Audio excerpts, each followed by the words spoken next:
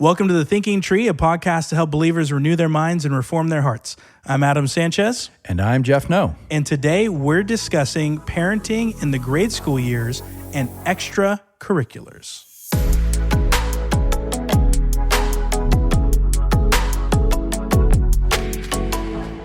All right. Well, Jeff, we're back here with our lovely wives. We are. To take on this topic of grade school extracurriculars. Tanya, Jess, welcome again to The Thinking Tree. Oh, Thank you. We're stirring the pot today. This one's fun, Just right? a little. Yeah. This one's yeah. fun. Extracurricular. So here's the question today. How can Christian parents make God-honoring decisions for their children when it comes to extracurricular activities? So this is a tinderbox, right, Jeff? It is. It's a It gold is. It's cow. a hard one. It's a hard one. Golden Oh, calf. the golden calf. For some Golden folks, calf Yeah, here. It yeah, is. it can be. Okay, so here's what we're talking about. We're talking about things like sports. We're talking about drama. We're talking about music and instruments. We're talking about art in its various forms, all kinds of enjoyable activities. And even today, there's so many more than there were even when I was a kid, which was, a little bit after. Yeah. I'm not making an age joke. I'm just, stating the obvious. But really, there's a lot of things in tech, and kids are learning how to do coding, and they're learning engineering, and for fun, like and they're doing Lego groups and learning robotics at a young age. So there's a lot of things. But we do recognize that these extracurricular activities or these extra school activities are not school focused, but there's learning and activity. They take up a lot of time. Mm-hmm. They often take up at least a one day or one afternoon a week, if not more. And they fall outside of that normal, typical school curriculum, even if a child is homeschooled and they have a shorter day, or even if they go to a private school that's a little shorter, that's still that extracurricular takes up more time. These extracurricular activities can also create friend groups because you group people by a common interest and a common and enjoyable activity, and friend groups can spawn out of there. And it can also help children develop in certain ways. Maybe they're very active, but you didn't know they had a skill. At being a skilled runner or skilled with their arm and throwing. And so they have an outlet, for that and to enjoy it and to have growth, to have practice and to see that skill or ability grow can be a lot of fun. So it's not all bad. No. But there are some hard things. Right. So on the front end here, we want to talk about potential difficulties. So we do want to talk about the bad first. The difficulties that can come with extracurricular activities. I labeled some already about time and whatnot, but even we want to talk about desires and do kids want to do them and things like that. So I want to hear from you guys. What are your thoughts about potential difficulties that come with extracurricular activities for grade school kids? There's a lot. I'm a fan of it. Yes. I'm a fan of it. Yes. I'm sure we'll talk a lot about balance tonight. Yes. Right. Yes. But we don't want to shoot the whole idea down right off the top, because it was very beneficial for my kids growing up. So there's some real benefits, but there's some cautions. I think that's what you're trying to say. Yeah, it's not throwing the baby out with the bathwater. We Right. just want to take on the difficulties first. On the back end, we want to think about how do we have that balance? Okay. How do we have that wise approach? But on the front end here, let's just call all of the hardships out. So then those are all on the table. We know what we're working with. And then we'll say, how do we navigate it? How do we walk through those things? Well, yeah, I mean, it's going to be time and commitment. You've got to ask a lot of questions about where does this take us? Yeah. Right. Because Look long term. I think we learned this early on with our son and Pop Warner football. I grew up playing football. My dad played football. My brother. We all played football, and this was like a tradition in the No family. So we wanted Tyler to do that. Well, unbeknownst to me, the commitment level at football now, or when he was young, had grown. It's a little bit different than it was for you. Yeah. It was bit. much more intense. And so early on, he was like 8 years old. We're like, hey, we're going to throw him into football. This is Cougar football. This is going to be great. And then I think it was like We were blown away. the first meeting in, like, wow, okay. Your whole life. Huh? This was all the family. This wasn't just Tyler on the football Everybody's field. involved. It was all of us. Yep. And it was That was the It was expectation. a full commitment, and it went for 6 months instead of the 3 months of play. I was like, what? So I think you need to talk to parents around you, talk to other people and say, what have you experienced in this organization with this particular coach? So you have very realistic views going into it, but it can be quite taxing on the family for sure. I think that you will have problems or could have problems with your child saying, I really want to do this, and then changing their mind when it gets a little bit hard. It gets hard. Yeah. And we all do that to some degree or another. Mm-hmm. And so as a parent, I'm thinking, what is our goal here and what is our commitment going to be? And in our home, we're not quitters. So if you say yes and you start something, you are going to finish that season. And you can stop at the end of that season, but we are not going to quit midstream. See the commitment through. Yeah, Right. yeah. So that was one thing that we definitely fought against a couple times. Yeah, but you have to look at it in terms of your entire life. You've got to look at, okay, is this gonna be healthy overall for the schedule? Look, if you're already taxed and you're like, I'm going to throw my child into 2 more things, and then a month later you start complaining about it, you've put yourself in that place. Yes, so you've got to look at your overall schedule, your overall, and what's the priority? Is the priority, of course, is the spiritual heart of our home, right? And so, for example, I'm sure we'll get into this later. So if we are saying, well, I can't make it to this church event because of this practice or that lesson, you need to reassess that. Right. So ask a lot of questions, understand the commitment up front. But then if you do decide to commit, because you look at it and you say, this does fit into the goals, the development of my child, their skills, their social life, I am a huge fan of team sports. I think it really develops something healthy in kids. But boy, you better be ready for the commitment that you're making, because you might have non-believing families that have expectations, and so you got to count all that cost, and then make sure that you're not taking your spiritual life and putting that on the shelf for the sake of your extracurricular. That's good. Yeah, I think the different places are different, and the culture of where we live is very extracurriculars are everything. We're so close to Hollywood, so the acting and the arts are really strong here. This very competitive sports area, right? People go training for the Olympics and all kinds of stuff. So there's a lot of pressure here, I've noticed, as being not a native, just moving down here. And so there can be a lot of cultural expectations. And so a danger I see just being here is a very keeping up with the Joneses, where we think like this is just check. Everybody does this, so this is what we do. This is what we're supposed to do. That can be a difficulty. I also see, and I think this gets worse as the kids get older, but it's almost a relying upon extracurriculars to parent your kids. If you got both parents that are working, of course you're like, I can't do school pickup, so they're going to go straight to an after school program. They're just going to do dance 5 days a week after school because it's childcare. And I think that's a difficulty, or even just not having the time. I mean, you could be homeschooled and doing a bunch of extracurricular activities, and if you don't have the bandwidth to shepherd your child when you're recognizing that they're going through something in particular, and you're like, well, we don't have time, get your shoes, we got to go to soccer. That can be right. That can be a problem where the heart is the most important thing. So I think that there is a schlepping off of parenting that happens where parents are like, well, if I just keep them in this, and then if I keep them so busy, they'll stay out of trouble too as they get older. Right. So it can be a shirking of our responsibilities, I think, as parents. And you're shirking it to somebody who has a very different goal and motive for your own child than you do. Yes. And so when they do become a surrogate parent, at least on that field or on that court or in that drama situation. And so for them to say, well, this is the high priority, this is the thing that matters most, they're teaching your child that. Right. So it does need to come with a lot of forethought and a decision-making process, and keep the communication open with you and your child, keep talking about it. And then one thing definitely is the cost. You can ask a parent and they can say, oh, it's $500 to play this. Okay, well, can we handle that? We Wait do till it. the equipment comes in. And then and then it's this, and then the it's fundraisers. this. Yeah, and then the it's traveling, the fundraisers. and it's mandatory, and it's like, well, now everybody's going to get this gym bag or whatever, and it's like, what? So it got out of hand quickly, and you're in it. You're already in it by the time you find all those things. And so, wow, I mean, there was a lot of money spent that we didn't realize going into it, and it. Eventually, and I remember actually telling a parent, "Oh, it's no big deal. you'll be okay. You'll figure it all out. Like, I should have said, no, run.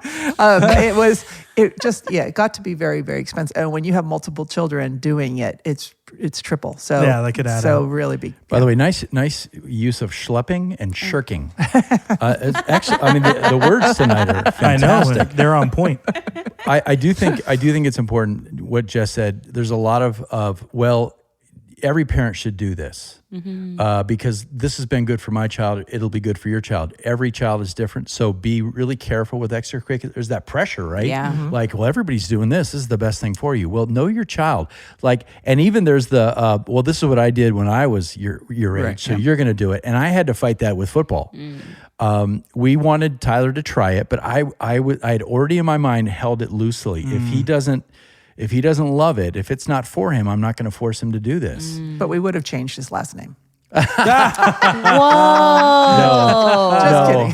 But I mean, I literally can tell you this. It's been a lot of years, but it was like the first preseason scrimmage. Yes. And he's playing cornerback. And this kid swept. I can see it in my mind. Swept to his side, and I literally, as a dad, I thought, this is the moment. Is he going to move forward to make this tackle, or is he going to go backwards? And he came forward and he smacked that kid. And I said, I knew it. He was locked in, and he loved it too. He did. I'm proud. I'm like, all right. It's a core memory for Jeff right now. It is such a core memory. Every movement he made on the field was a core memory. Oh for my Jeff. goodness, That's awesome. He moved forward right to. Okay, well, before we get to the good stuff here, I'm going to give a hot take, but I'm going to give a caveat first. Okay. The caveat is that I do love team sports. I grew up playing team sports. I love the team dynamics. I do think that kids or our younger generation in general is very soft. And I do think maybe this is a hot take, bullying helps create character. I'm not affirming bullying as a good thing, but it does form a crucible in which character can be formed. Yeah. And in team sports, you're going to have that. You, as much as you can have a good coach who is, helping the guys and the gals to be kind and caring, it's going to happen. So I'm not affirming that bullying is the goal, but it is a crucible that God uses. Yeah. Now the hot take is this: our society, our culture has extracurriculars. Come with me to Africa. Yeah. Come with me to Southeast Asia. You're not going to find extracurriculars. Right. Come with me even to Eastern Europe. You're not going to find extracurriculars. What you're going to find is kids who still play games, kids who play football, but the other one with their actual feet. The real football. Hey, now, careful. The worldwide football. Football with a U. You're going to find that. And those are within often the same principles.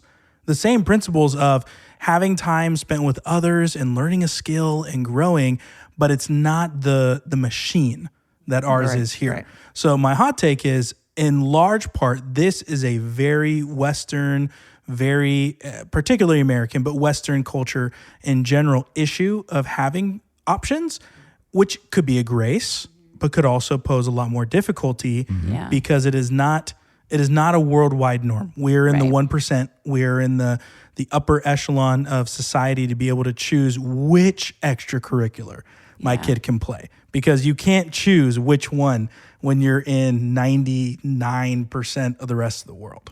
Yeah, so it's not a requirement or a necessity, but it's a privilege. That's not completely a woke word yet, is it? Can I use it here? That's a privilege. It is. Yeah. It is. Yeah. Right. It is, for sure. So let's think about some of the good things here, because we gave a lot of rough things, and that can be painful. But we're not saying extracurriculars are the enemy. We're not saying that they're bad and evil and should be avoided. And there are some churches that do take that stance. There are some churches, Jeff, you even asked the front, are we going to do that? No, we're not taking that stance as a church and saying that these things are bad and evil. And we're recognizing every kid is going to be different, and parents have different dynamics too. And sometimes they do need that activity because they are working and their child needs to be. So now they really need to choose a good thing for their child. Right. There are those situations. So we want to be gracious with each other even as we're making these choices. But we want to give some helpful principles. Things to think about, things to be mindful of when parents are making that decision of what their child can do in an extracurricular activity. So, thoughts? Well, One thought that I had about this was, as a parent, to have some grace, cut yourself some slack, and truly know that you do not have to be present at every single thing your child does. I remember the shift. So our kids were in extracurricular stuff until they got to high school. And then in high school, now it's stay after on campus. I don't have to go pick them up and take them to a practice. And it was just so freeing to me. Like, oh, I don't have to be at every practice. And up until that point, I had felt a slave to what my kids were involved in. And then I still felt a little bit of a slave, like I have to go to every game. I have to be super supportive.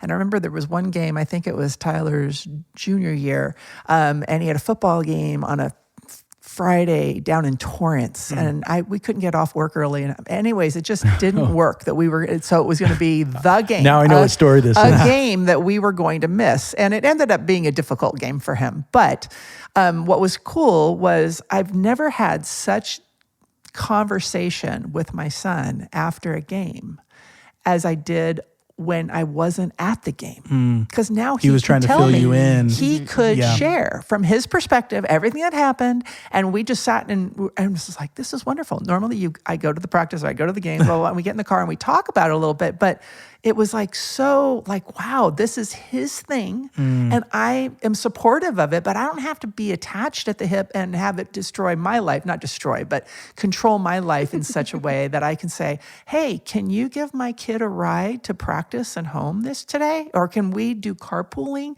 so I'm not having to be at everything? I think that can be freeing to a parent when you just hold to that idea, that mindset that just because my child's doing it, I don't giving have to them be. a little independence. Yes, and it is. And it's then good drawing for them. you together to hear from them. Yeah. So they get to practice and they forgot their cleats. Oh, I'm not there to bail them out. So figure it out. You have to handle it. So it's actually very good for the kids to have some independence away from you in all of that. I thought you were going to tell a story about him going to the hospital. I was. Oh, okay. Well, I mean, that was the same game. I said it was a difficult game. He got really game for him. badly injured, yeah. It was a difficult game for him. Ended up the ambulance on the field taking him to the hospital, and the coach calling us and going, I know you're not down here at the game, but we're at the hospital right now. We're at the hospital right now. Yeah. Never want to get that call. Yeah, it's good time. But it still was good. I mean, he had to do all that without us. So it was a good growing experience for him. So, but you have to have some grace for yourself. You have to be flexible and reach out. There's probably more than any other, well, maybe not. The other segment, we're going to talk about this too, but when it talks about it takes a village to raise a child, this is a really good way in which it takes a village. You're calling grandparents. Can you go pick them up today? Can you go, talking to the other team moms and saying, hey, can we do this and we can work this out? Utilize those resources around you instead of saying, I'm the only one that can drive my kid to anything or the only one that can do this. Right. And having your kid reach out to say, okay, how can you do fundraising? This isn't all on me. This is your team. This is your sport. How are you going to raise the funds? You're going to go door to door and sell your chocolates or whatever it is you need to do. It says it can be debilitating to a parent to be too crushed under all of this, but it can be very freeing if you just kind of let go a little bit on all of that. That's good. Jess, what do you think? I mean, I think it helps to take a step back sometimes and know that extracurricular for the world is their community.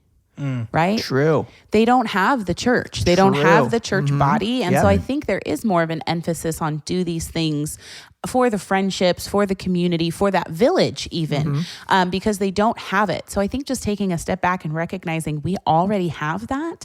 So we shouldn't be, of course, we can be a part of our community and get to know neighbors and stuff, but to view it as more missionally and not so much as we need this for us and to fill needs within our own heart, to recognize we have the church body for that, I think brings helpful perspective. And then secondarily, I would just ask, what is the goal? Yeah. What is the goal? That's the purpose. And the goal, my goal right now is to raise two people who are people of character and who love the Lord. And so how can I utilize extracurriculars to serve me in that goal? I don't want to be a slave. I don't want to serve this, but I want it to serve me. So even evaluating, okay, I'm trying to build character in my child. Is one of them really lacking any kind of working together as a team and thinking about others. Okay, so can a extracurricular help reinforce this character quality? And then based on the child, is that going to be a sport, or is that going to be drama or something else too, right? Then looking at their skill set.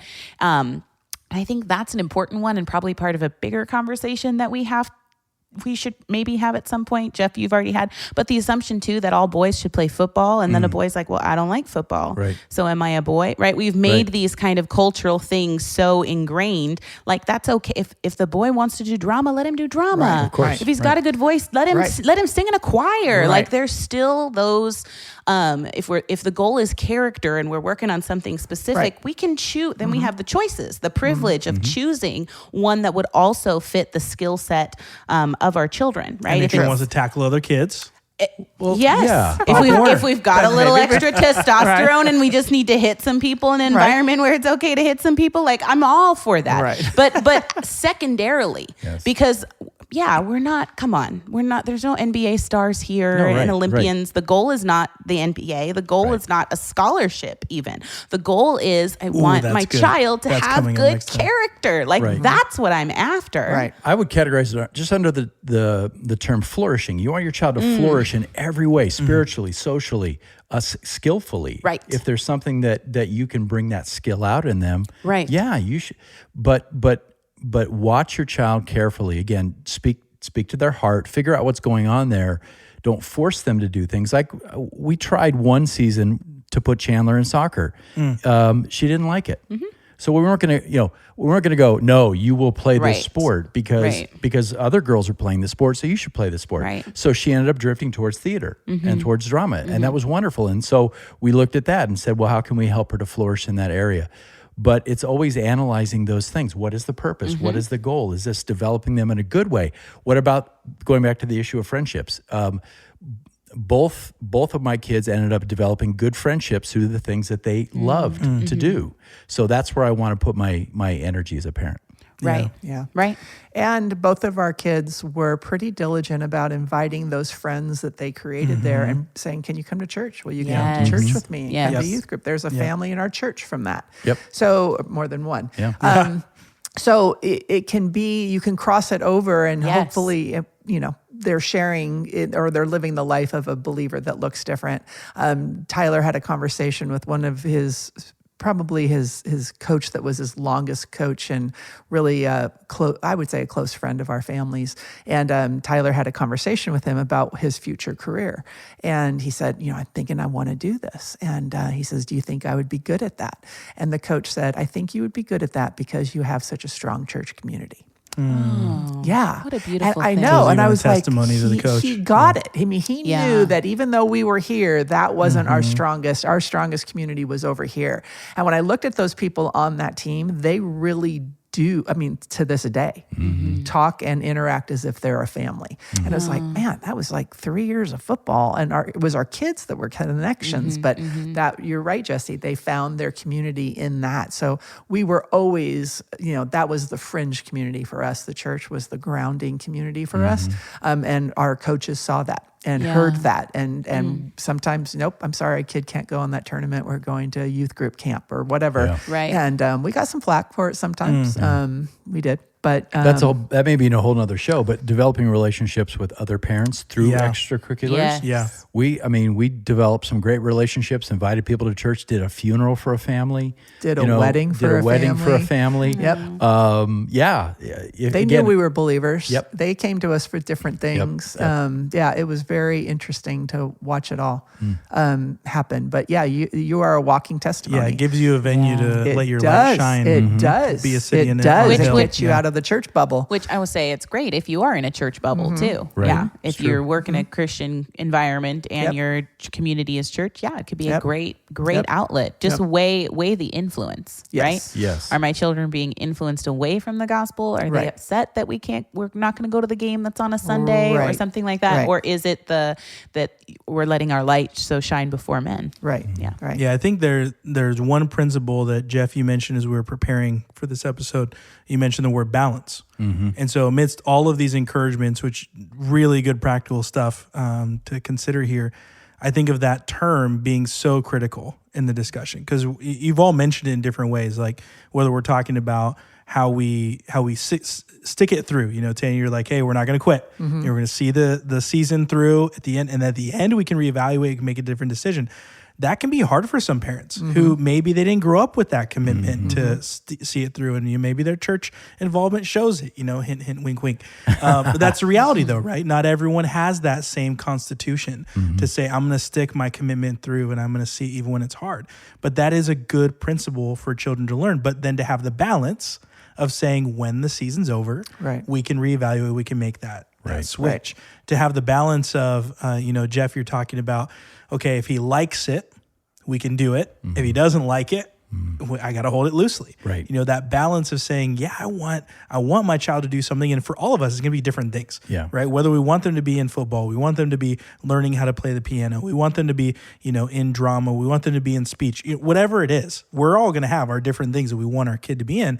But to have the balance of saying, okay, if they don't love it, I'm not going to force them to be in it. And even within all of it, I care about their eternal soul. So Jess, as you're talking about, what does this serve the purpose of helping me get to the end or see the finish line? And our finish line as parents, we want to see our kids walking with Jesus. That's our goal. But we can't manipulate, we can't make it happen. So there's no ability to say no extracurriculars, therefore they'll be holy. Oh no. And there's no ability to say all the extracurriculars will mean they're exposed and they have these opportunities to grow. It's balance, saying, hey, here's where my kid's at. My super unathletic kid, maybe they need a little athletics in their life just to balance them out. But maybe also they have these other skills and abilities that are not athletic, but we could watch them flourish, to use the word they use, Jeff. Right. So that balance of making the decision for the best benefit of the child, but not making the end goal, being in the Olympics or getting a scholarship or, even just personal fame, right? Like accomplishments. But those things of accomplishing, setting goals, that's good stuff for kids. It's good for them to make the commitments and to see it through when it's uncomfortable, to practice and fail. Yeah. That is something with the instant gratification that our culture has today. That is a skill set that it's already lost in today's generation. Right. The idea of practicing and failing over and over and over again. Now everything's instant. So if I'm not great now, I might as well switch to something I'm really good at. Right. That's not real life. Right. That's not a good preparation for life. Let me just real quick, I know it's been said, but let me say it really clearly though. As a parent, if you are teaching your kids that your extracurricular is a higher priority than your life in the body of Christ. Yeah. Oh my goodness. Yeah. What are you teaching them? Yep. Right. So just parents, make sure that you prioritize things correctly. Yeah. Yeah. And model that for your kids. Yep. Yeah. That's good. Yeah. All right. Well, hey, thanks for taking on the subject of extracurriculars in the grade school years. Listeners, we pray that this conversation has helped you to renew your minds and reform your hearts. We'll see you next time on The Thinking Tree.